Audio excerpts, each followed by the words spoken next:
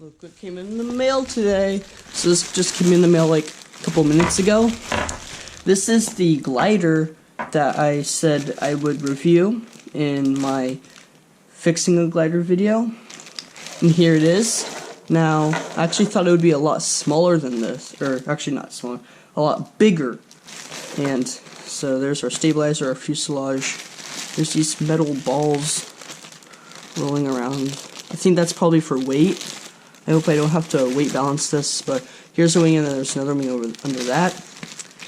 The cockpit and some stickers. So let's open this. I'm just gonna try and rip this open.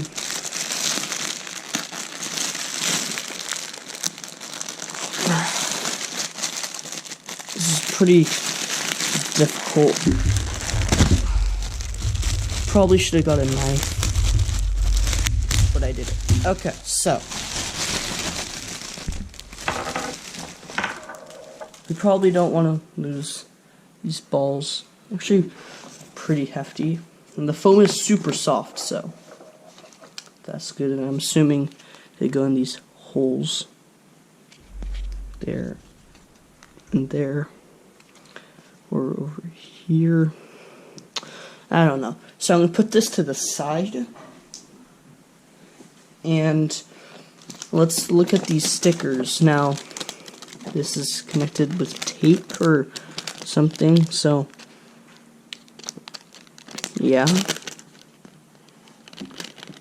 Don't know what this is, but this looks like it didn't belong on the glider itself. So, it looks like there's just stickers. Probably not gonna put these on it. Probably will just draw on it. Now the wings. So I'm pretty sure this said it was like a 4-foot wingspan or something, but doesn't really look 4 feet. Looks on the smaller end, so that's going to be bad because it is very windy where I live. But they do have a little dihedral. So and what that means is it will just stay more level when it turns. So let's take a look at the fuselage. So right here we have an indent where the cockpit would go. There we go. It'll fit, so that looks pretty good. And this is a pretty famous glider design where the wings are more in the top middle and it's a bump and then it smooths out. Very famous. This is our horizontal stabilizer. Pretty generic. And I will go in this hole. And then the wings will go into this hole. So let's assemble it and then try and weight balance it. So I'll catch you guys then. Okay, so I had to zoom out to get the entire glider in the view. So I'm gonna first try putting this piece of the wing in. I probably should have read the instructions before doing this, but I don't think it came with any besides what's on the sticker, which is also kind of obliterated. So it says to put the wings in separately, then where all the stickers go, when it should look like when it's finished, and how to put the horizontal stabilizer. So it's pretty self-explanatory. So I'm just gonna have to go too far. Just gonna have to shove this in. There we go. Now I'm gonna talk about the wing shape right now. Kind of see it like that. But right here, you can kind of see. It's hard to do on camera, but in person you can see that the bottom is flat and the top is curved. Now that generates lift, so that's good. I'm gonna put that in, and we're halfway done. So now I'm gonna slide the stabilizer in, and this makes the plane go up and down and fly straight. So now we have finished the glider. So I'm gonna take my camera off the tripod so you can see it on the table. Okay, so this is the glider on the table. It's a pretty decent wingspan, and just some shots of it on the people. And there you go.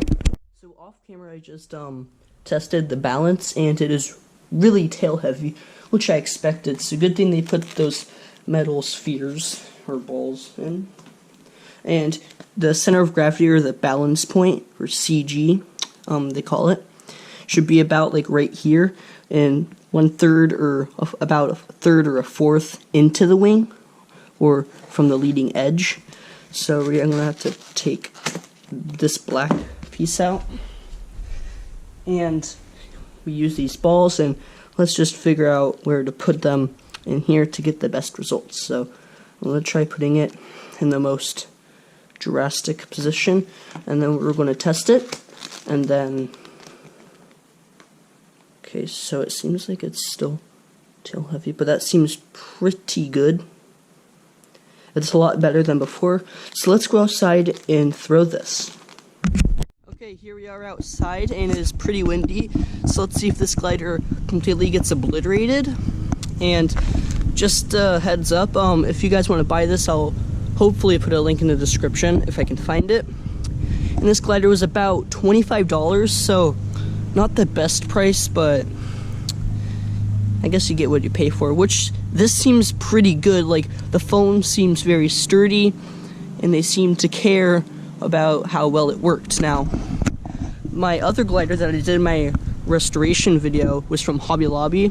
I recommend getting gliders from Hobby Lobby than Amazon or Horizon Hobby, because they have hobby in it, and Horizon Hobby has well, it's about model aviation, and Hobby Lobby just has a lot more options, and you can see how big they are and feel them right there in the store instead of Amazon. Okay, so we're on the road, and I hope this is downwind, so I'm gonna throw it, and that flies really well, and the weight actually seemed to make it a little nose heavy, but it flew pretty good, and compared to the other maiden flights, that went good. So let's walk farther down the road and keep throwing it.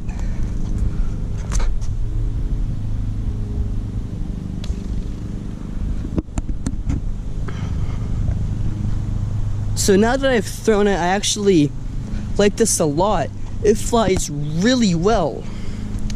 So you really get what you pay for. You pay a lot, you get a really good product.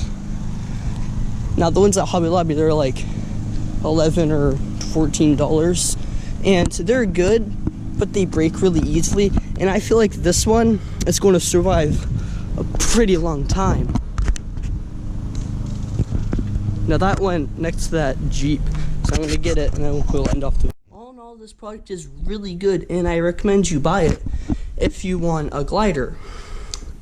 Now, it was really windy, and when flying these free flight, or basically any model aircraft, you want to have not that much wind, because wind can make it fly in like really far away and ultimately break it, because these are just made of foam. So if you like this video, subscribe and like and comment what I should do next with technology.